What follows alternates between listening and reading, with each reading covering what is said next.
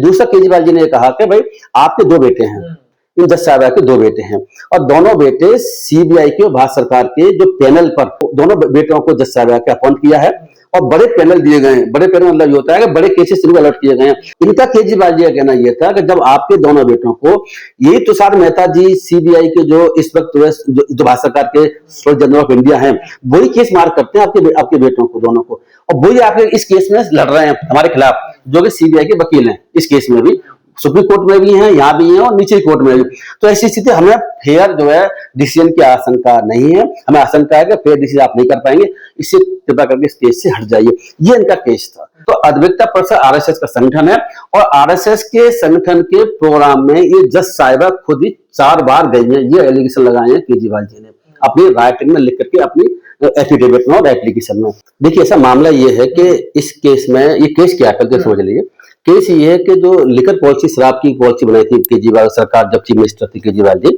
उनकी सरकार ने, तो जिसमें जेल भी गए थे, जिसमें बाद में उसके खिलाफ एफआईआर होती है, सीबीआई एफआईआर करती है, केस में घोटाला हुआ है। उसमें सभी पॉलिटिशियंस केजरीवाल की पार्टी के, केजरीवाल जी, मनीष सिसोदिया, संजय सिंह जैसे बहुत सारे पॉलिटिशियन जो मंत्री थे वो जेल गए, चीफ मिनिस्टर भी जेल गए। उसके बाद में क्या हुआ कि उनकी बेल लगी हाईकोर्ट जज साहब के पास में। ये जज साहिबा जो जस्टिस सूर्यकांत शर्मा जी हैं, जो आजकल जिसका कल ऑर्डर आया जिसकी चर्चा आप कर रहे हैं, ब्यूरो, उनके पास ही बेल लगी थी पहले जब इन्वेस्टिगेशन चल रही थी उस केस की। तो इन्होंने जाकर की बेल डिसमिस कर दी थी, बेल नहीं ग्रांट करी थी और उसमें ऐसी बातें लिख दी थी जैसे लगता था कि जैसे कि केजरीवाल की पूरी सरकार इस घोटाले में लिप्त है। तो केजरीवाल की बेल रिजेक्ट इन्हीं जज साहिबा ने की और मनीष सिसोदिया की भी की, बाकी औरों की भी कई लीडर्स की बेल इन्होंने रिजेक्ट कर दी थी। एक आध की किसी की शायद ग्रांट करी थी, बाकी सभी रिजेक्ट कर दी थी। और रिजेक्ट कर ही नहीं दी थी, उसके खिलाफ बहुत सी बातें लिख भी दी थी केजरीवाल जी के खिलाफ या सिसोदिया जी के खिलाफ। वो फिर सुप्रीम कोर्ट में बेल लगी तो सुप्रीम कोर्ट ने बेल ग्रांट कर दी थी। ये सब देश को पता है, ये बात जमात मिल गई थी, सबको पता है। उसके बाद क्या होता है कि पुलिस ने, फिर सीबीआई ने इन्वेस्टिगेशन करके उस शराब घोटाले केस की चार्जशीट फाइल कर दी रावजबंदी कोर्ट में, जज के पास में, जो सेशन जज होते हैं, स्पेशल कोर्ट होती है। उन जज साहब ने 3 महीने तक बहस सुनने के बाद में ये कह दिया केस बिल्कुल बेकार है, जीरो केस है, कोई केस में दम नहीं, प्राइम विषय केस नहीं है। और उन्होंने सारे जितने भी केजरीवाल सहित 23 अपराधी थे उसमें, और सभी को डिस्चार्ज कर दिया। डिस्चार्ज का मतलब ये होता है कि ये केस जो है आगे एविडेंस के लायक भी नहीं है, चार्ज फ्रेम करने के लायक भी नहीं है, बेबुनियाद केस है, इसमें बिल्कुल भी एविडेंस नहीं है, कोई दम नहीं है। तो ऐसी स्थिति में फिर क्या हुआ कि भारत सरकार ने, सीबीआई ने तुरंत ही उसकी रिवीजन फाइल करी, जो हाईकोर्ट में, दिल्ली हाईकोर्ट में। वो रिवीजन ये जो जस्टिस शर्मा मैडम है इनके यहाँ चल रही है, उनकी लिस्ट हो गई। फिर क्या हुआ, फर्स्ट डे पर 3 ऑर्डर पास किए उस केस में। ऑर्डर एक ही था, 3 बातें करी।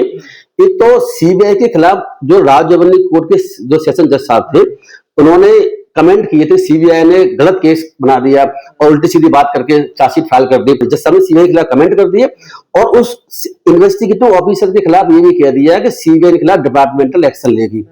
खाली डिस्चार्ज नहीं किया, इन सभी एक्यूजों को केजरीवाल समेत डिस्चार्ज नहीं किया, सीबीआई के खिलाफ भी कमेंट किए, एडवर्स कमेंट जिसे बोलते हैं, और डिपार्टमेंट इंक्वायरी का ऑर्डर कर दिया।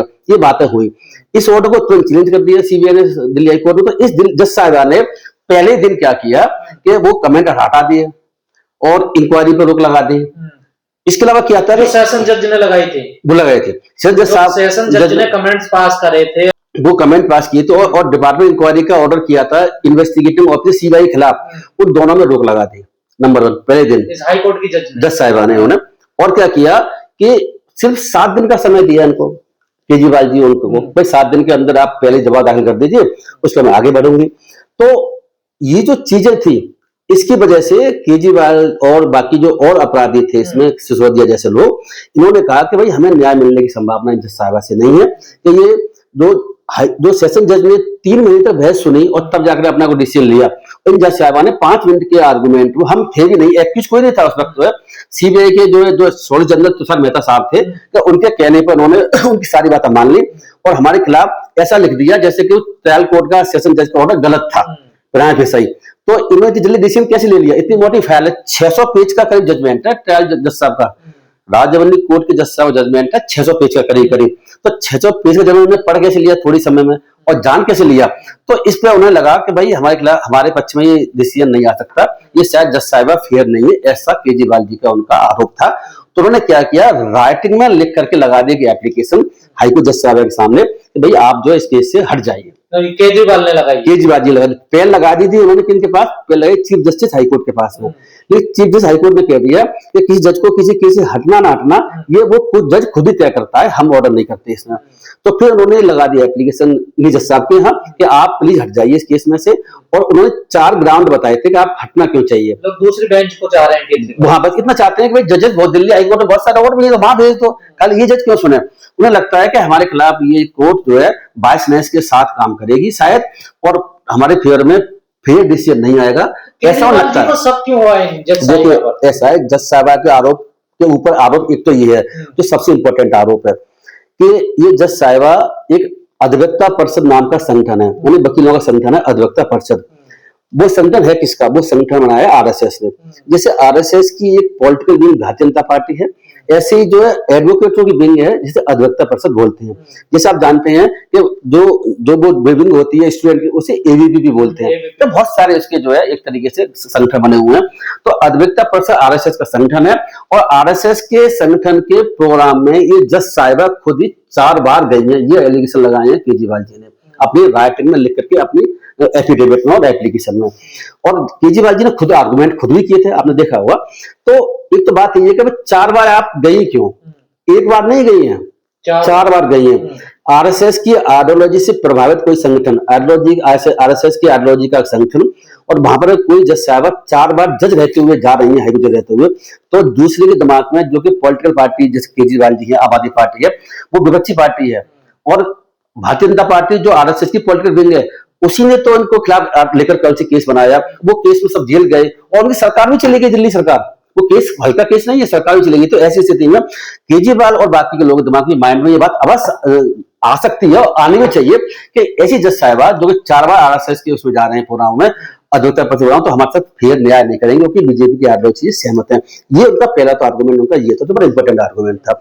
इन जज साहिबा ने ये नहीं कहा मैं नहीं गई हूँ, जज साहिबा गई है, इसमें कोई विवाद नहीं है, बिल्कुल गई है। दूसरी बात एक और बता दूं आपको कि दूसरा केजरीवाल जी ने कहा कि भाई आपके 2 बेटे हैं, इन जज साहिबा के 2 बेटे हैं, और दोनों बेटे सीबीआई के भारत सरकार के जो पैनल पर, और पैनल वकीलों का पैनल होता है, उस पर भी ये अपॉइंट किए गए हैं, और एक ही दिन में अपॉइंट किए गए हैं दोनों लोग, दोनों सरकार करती है। और वो अपॉइंट किए गए, वो पॉलिटिकल अपॉइंटमेंट होता है, क्योंकि वहां पर ऐसा नहीं होता गजेंद्र जी कि मैं कोई टेस्ट पास कर रहे हैं, इंटरव्यू पास कर रहे हैं, वो पॉलिटिकल अपॉइंटमेंट होता है, किसी को अपॉइंट कर देते हैं। तो इनके दोनों जजों को, दोनों बेटों को जज साहिबा के अपॉइंट किया है, और बड़े पैनल दिए गए हैं। बड़े पैनल मतलब ये होता है कि बड़े केसेस इनको अलर्ट किए गए हैं। शुरुआत में क्या होता है कि जो यंग लॉयर्स होते हैं उनको बड़े पैनल नहीं मिलते, बड़े केसेस नहीं मिलते, छोटे-छोटे केस मिलते हैं, और कम केस मिलते हैं। 2 चीज है, और केस कम मिलते हैं, 2-4 महीने में एक आध केस मिल गया तो कम पैसे कमा पाते हैं बेचारे। लेकिन अगर पैनल बड़ा पैनल है, ज्यादा पैसे मिलते हैं और ज्यादा केस मिलते हैं। एक तरीके से समझा सरकारी केस उन्हें मिल गए, सारे सरकारी केस बहुत सारे मिल गए, तो उनकी इनकम बहुत बढ़ गई।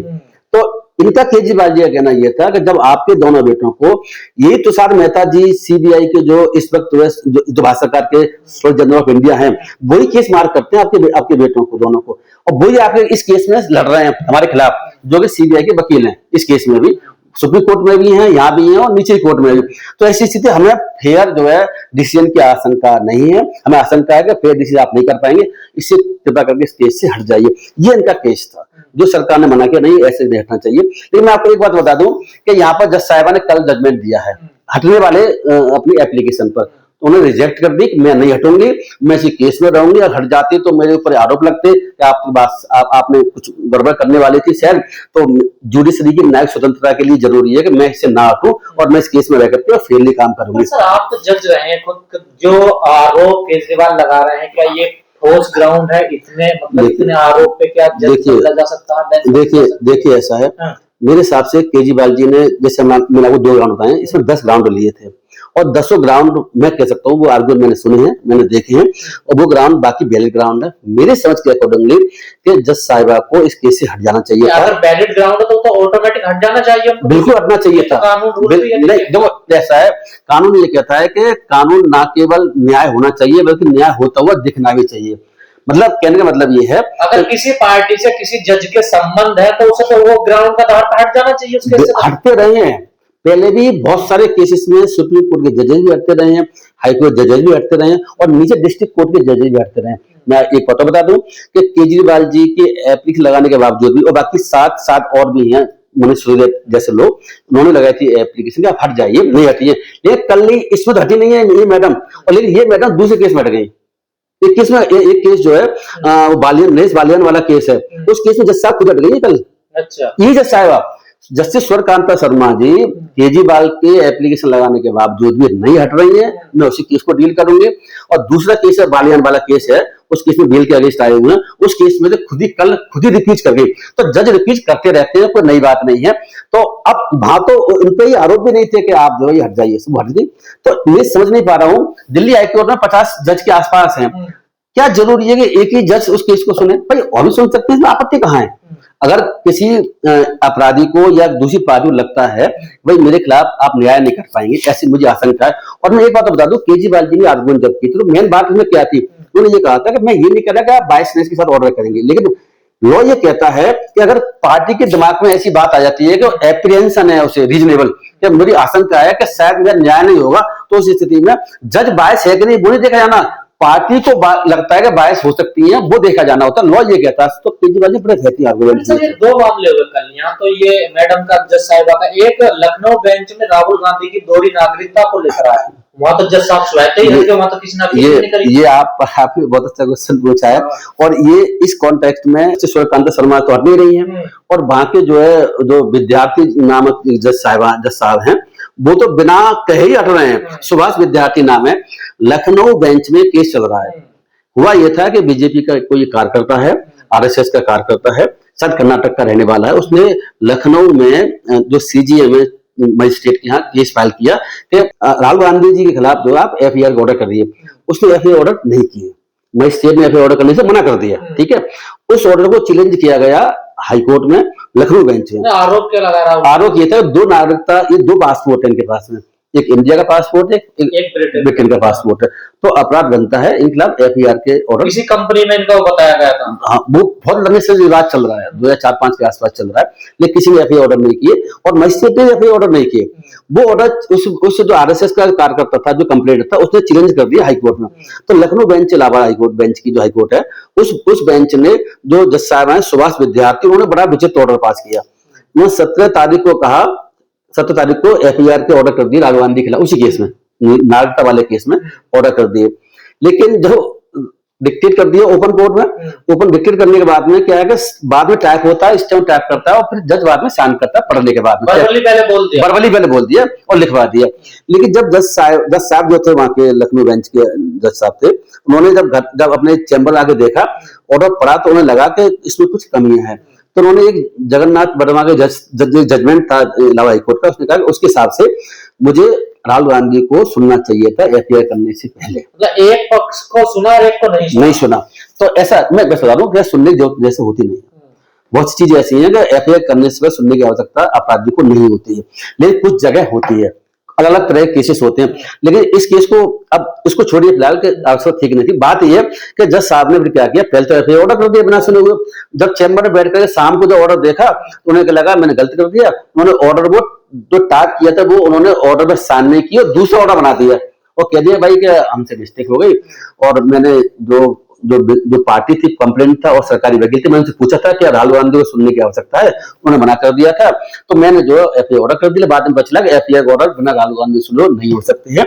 फिर उन्होंने दूसरा ऑर्डर अपलोड कर दिया और कह दिया राहुल गांधी को सुने, उसके बाद ऑर्डर पास करेंगे। ये बात है 17 तारीख की, 18 तारीख की। लेकिन फिर होता क्या है, उसमें जो कंप्लेंट था बीजेपी का, उसने तो ये भी नहीं कहा कि आप जज साहब हट जाइए, जो लखनऊ बेंच के जज साहब थे, उसने ये भी नहीं कहा। लेकिन वो जज साहब खुद ही हट गए। अब मुझे बताओ क्यों हटे?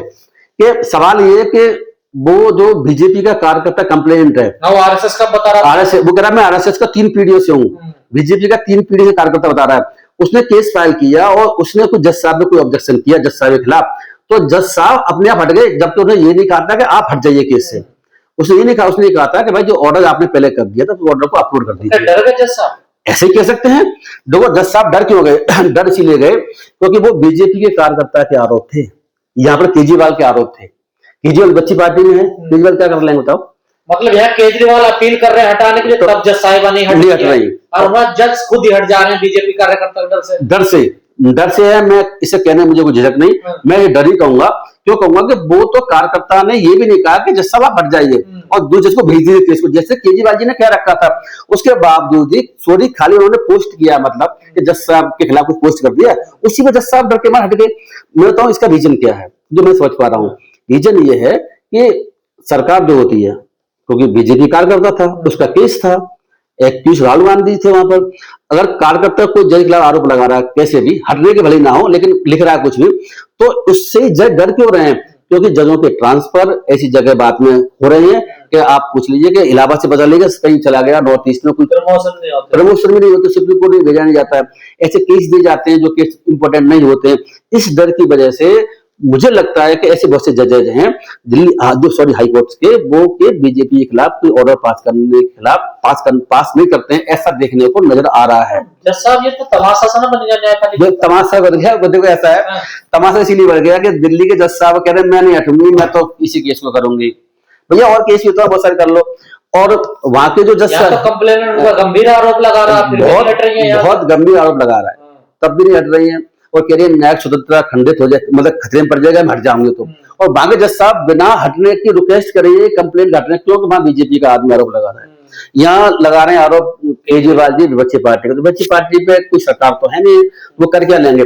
मुझे लगता है कि अगर मैं बता रहा हूँ आपको, अगर यहाँ पर भारतीय जनता पार्टी का, अगर सरकार भारतीय जनता पार्टी का कोई आरोप लगाता तो ये जज साहबा मुझे उम्मीद है तुरंत हट जाएगा। ऐसा रूल है जज स्वतः हट जाता है? हाँ नहीं, रूल तो ऐसा है कि अगर जज जो है ऐसा केस सुन रहा है जिसमें जज जो है किसी पार्टी के साथ दोस्ती है, रिश्तेदार हैं या कोई व्यापारिक डीलिंग रही हुई है, उस स्थिति में जज उसको सुन नहीं सकता। हमारे नेचुरल जस्टिस प्रिंसिपल होता है, वो कहता है कि जज जो है जिस केस में जिस व्यक्ति के साथ में उसके दोस्ती है, रिश्तेदारी संबंध है या कोई डीलिंग है, तो उस केस को सुनना नहीं चाहिए। और या कोई बात है तो नहीं सुनना चाहिए, जिससे कि दूसरी पार्टी को ऐसा लगे कि जज साहब तो उस प्रभाव में आकर के जजमेंट लखनऊ वाले में दोनों में उल्टा हो रहा है। अब उल्टा हो रहा है। अब तो यही बात है, न्यायपालिका की पोल इसी से खुल रही है।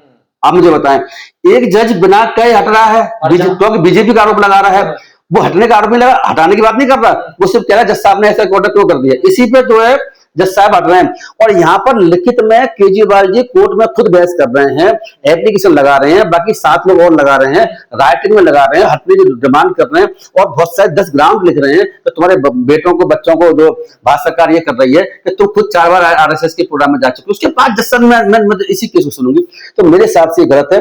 मैं बता दूं, जस्टिस जो है अभी सुप्रीम कोर्ट के रिटायर्ड जज जस्टिस अभय ओका अभी रिटायर हुए 1 साल पहले, उनसे जब ये बात पूछी गई, वो अभी जज परिषद के प्रोग्राम में गए हैं, तो उन्होंने कहा कि मैं आपके प्रोग्राम में इसीलिए आया हूं क्योंकि मैं जज नहीं रहा हूं, अगर जज होता मैं सुप्रीम कोर्ट का तो आपके प्रोग्राम में नहीं आता। ये बात अभी की 5-7 दिन पहले की।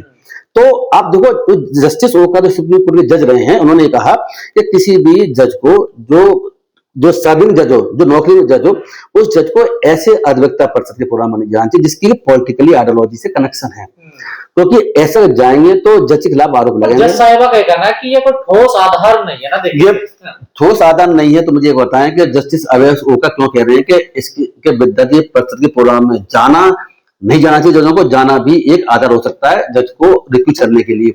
तो मैं आपको बता दूं कि RSS की जो देखो, RSS के प्रोग्राम में एक बार नहीं गए हैं, 4 बार मैडम गई, ये आरोप है मैडम के ऊपर, केजरीवाल लगाया 4 बार गए हैं। तो मुझे बता दें कि जब RSS की विचारधारा से सहमत नहीं है तो ये 4 बार नहीं 1 बार जाती है। जज साहब ने अपने ऑर्डर में लिखा हुआ है जब डिसमिस किया केजरीवाल जी की एप्लीकेशन, बाकी औरों की एप्लीकेशन, कि देखो ऐसा है, मैं खाली इन्हीं के प्रोग्राम में नहीं गई हूँ अधिवक्ता परिषद के, मैं और प्रोग्राम में भी गई हूँ, जैसे लॉ यूनिवर्सिटी के प्रोग्राम में गई हूँ, वकीलों के और प्रोग्राम में गई, लेकिन वो प्रोग्राम डिफरेंट है, वो किसी पॉलिटिकल आइडियोलॉजी से कनेक्टेड प्रोग्राम में नहीं गई है, वो अलग बात है।